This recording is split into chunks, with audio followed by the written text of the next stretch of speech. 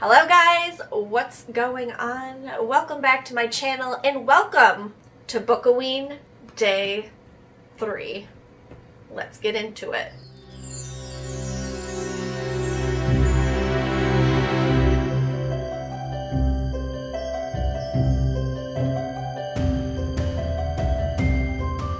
So hear me out.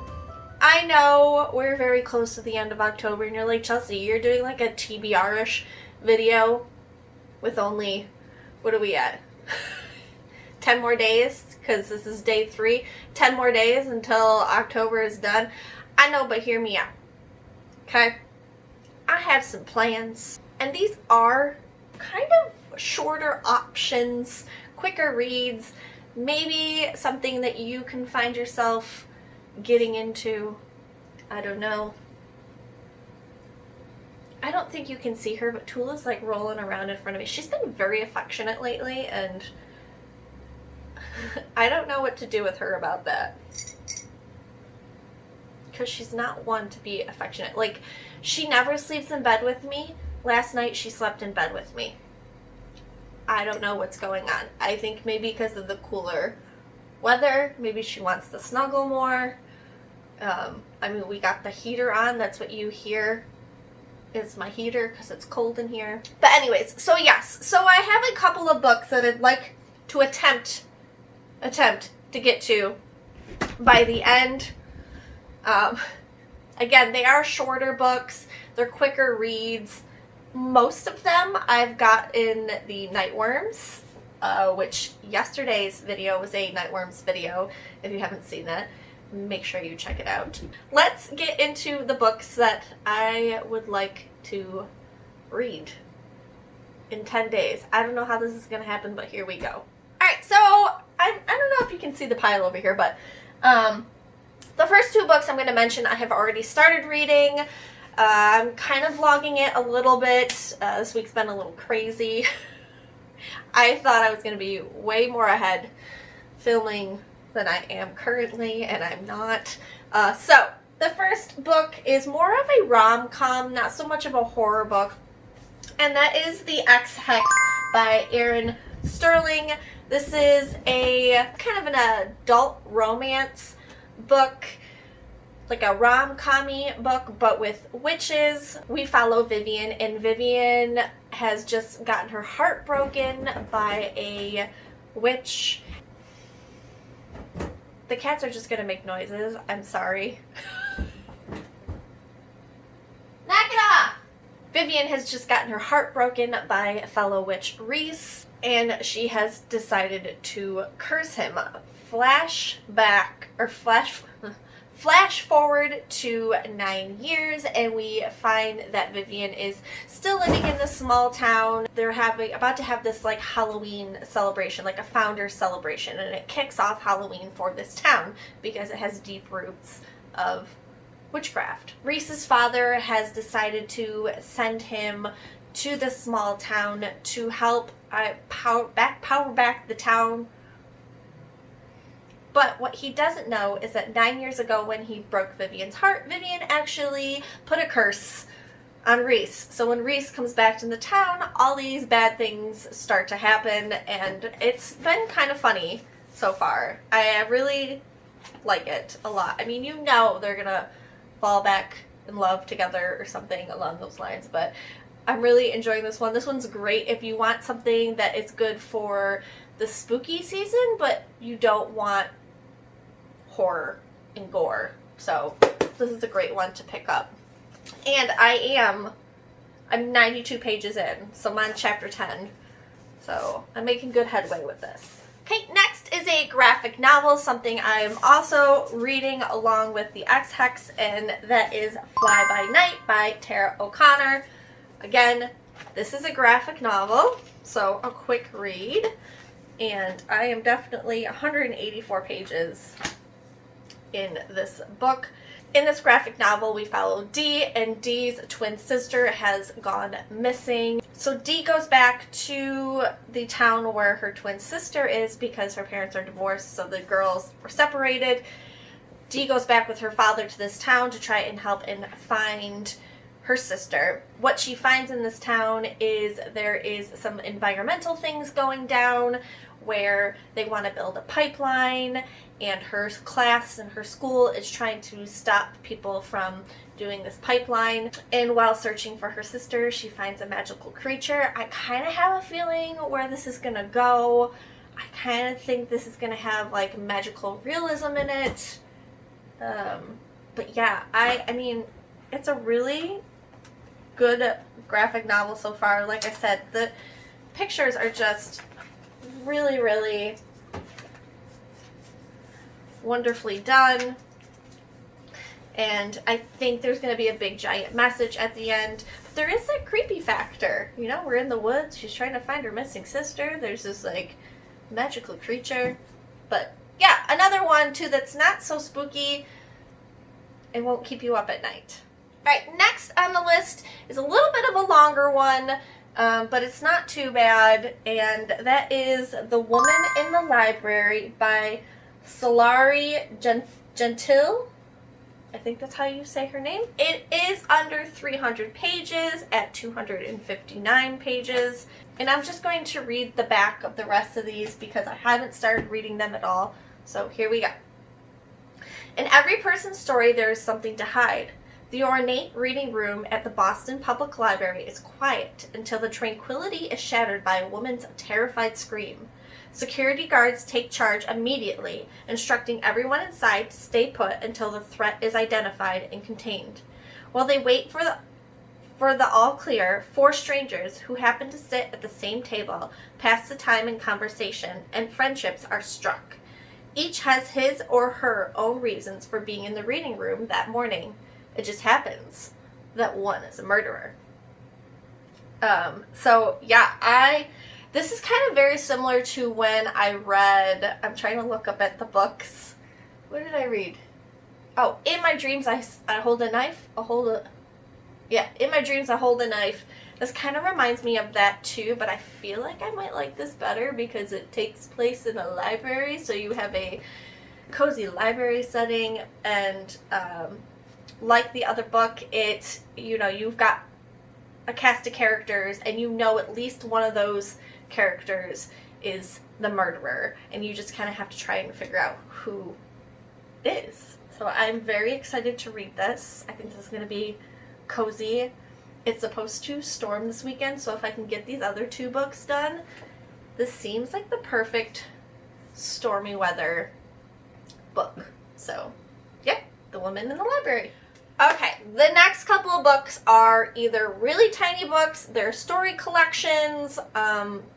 These came from my Nightworms, so I don't know how difficult they will be to find them. I would direct you to the Nightworms page, or I would go to maybe their Instagram page and you could see if they have extra copies or something. I'm not positive, but the first book is Stargazes by L.P. Hernandez. This is My Dark Library 1, and I think, this is a collection of novellas. One of the women that runs Nightworms is the one that kind of curated all of this. And it says in the back, it says, a collection of novellas curated by Sadie Mother Horror Hartman to represent her favorite theme, tropes, and subgenres in horror fiction today. So she put, it began with a forum post titled, My Neighbor Has Been Staring at the Moon for Hours. Dismissed as a poor attempt at fiction, other accounts soon joined, describing family members and neighbors gazing open-mouthed at the stars throughout the night. As the sun rises, the stargazers are changed. Some gather in groups, some destroy, and some kill. The unfolding chaos is familiar for war veteran, now father, Henry Silva. As the city crumbles from its center, he relies on old instincts to save his family, but the enemy is all around, stargazers and human monsters alike.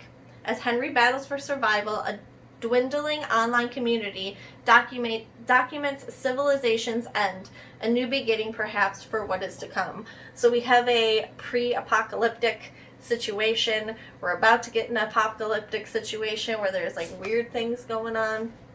But yeah, I love this cover too. This cover's really cool.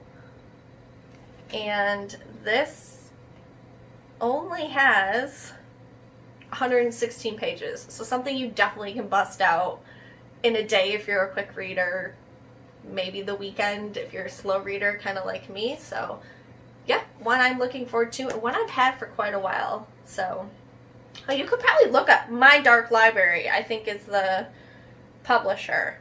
And I'm pretty sure that is Sadie Hartman's publishing company or something along those lines. So yeah, go to My Dark Library if this sounds interesting to you. Okay, next I have kind of a combination of Nightworms books I got together. This is from Joe R. Landslide. I have a short, like really short story called Shooting Star. And then I have an anthology from Joe R. Landslide, but it also has all these other horror authors. Like I recognize Josh Malerman. Let's see, who else do I recognize? Stephen Graham Jones, Owen King, S.B. Cosby. There's a whole bunch of different authors in here.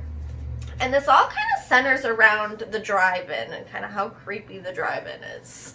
So, it says, in 1988, I was like 3 years old, Joe R. Lansdale's The Drive-In launched onto the fiction scene and left it there's always one book in every video where there's a word I can't say. And left an indelible, the word will be here, mark, influencing generations of genre-spanning writers. In honor of this groundbreaking novel, 21 of those writers pay tribute to Lansdale with all new stories and novellas set in the bizarre and terrifying universe created by the champion mojo storyteller, his own self, all those years ago. In this quintessential anthology, not to be missed, Lansdale returns and the stories are wilder and darker than ever. Christopher Golden and Brian Keene, who cite Lansdale as an integral influence in their careers, have curated an incredible lineup featuring some of the finest storytellers in the field today. So, I know this seems chunkier, but there's a bunch of different stories in here, so you could, read a couple if you'd like. And then in that same Nightworms, I got this little book, and it's literally 43 pages long, and this is A Shooting Star. It says, John Shaw just wanted to go fishing and live off the land. Now he is one of only a few survivors involved in a horrific crash between a locomotive and a flying saucer. Stranded in an unforgiving environment, desperate to survive, he and the remaining passengers must outrun and outsmart the alien life forms that are picking them off one by one. Packed into a tightly woven, ripping yarn, Shooting Star is a beautifully told story of survival and wit, as the clash between man and invader intensifies, and the end of the human race looms near. This is a very short one. I could get this done in one day. So, another option of something to read. Okay, we got two more. I know this is going to be a longer video. This is Beautiful Atrocities. It says the debut collection from the author of the Juniper trilogy, Ross Jeffrey. And he is a Bram Stoker Award nominated author. So I have this is another book with different stories in it. So it says Beautiful Atrocities collects 18 stories of literary dark fiction from the Bram Stoker Award-nominated author Ross Jeffrey, who terrified us with the sensational Juniper stories. These chilling stories run the gamut of modern horror and will leave the reader entertained, breathless, and horrified in equal measure, but still wanting to turn the page. And I also noticed there's a content warning page. It says, "It's never my intention to offend my readers with the stories I write. I've put a list of content warnings and possible triggers in the back of the book, which you can find on page 168 if needed. Many of the content warnings are never overtly shown on the page, but I feel it is my duty to inform you of these themes before you dive in. This is a horror collection, and so at the end of the day, I hope it leaves you horrified. 168, huh? Okay, there's racism, child death, experimentation on children, physical abuse, domestic abuse, torture, buried alive, vehicular homicide, toxic masculinity, and trauma and injury detail. Interesting. So if those things are a trigger for you, don't read this book. But I enjoy something that will shock me. So there we go. Alright, last book is just something that's kind of fun. I also got this in my Nightworms, but I know you can get this, and if you are a horror reader, I feel like this is something that you should have, and that is 101 Horror Books to Read Before You're Murdered. This is, of course, again, by Sadie Hartman, who is one half of Nightworms, and this is just a beautiful collection. She really did a fantastic job. I've kind of skimmed through this a couple times of just different books you should read. Really. Like, there's a page on Grady Hendrix, which, if you know, I love Grady Hendrix. But she has it where there's, like, different icons you can follow, so that when you get to a page with a book, it has the different icons on it and different themes to follow. And I love this one because my copy is signed, so I have this really awesome collection of horror books that obviously I should read before I'm murdered. So that is everything that I am going to attempt to read before the month is over. Will it happen? Probably not. But yeah. Have you guys read any of these books before? What one should I get to first? Like, is a must read? Do it now, Chelsea. Read this book.